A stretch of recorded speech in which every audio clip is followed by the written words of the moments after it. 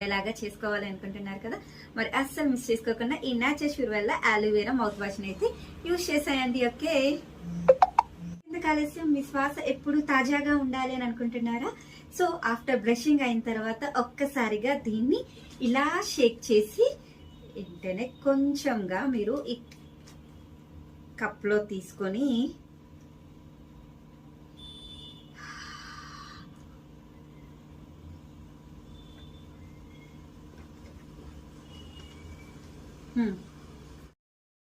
మీ నోటి నుంచి దుర్వాసన వస్తుందా? ఆ వాసన పోగొట్టడానికి ఎన్నో ప్రయత్నించి ఉంటారు కదా!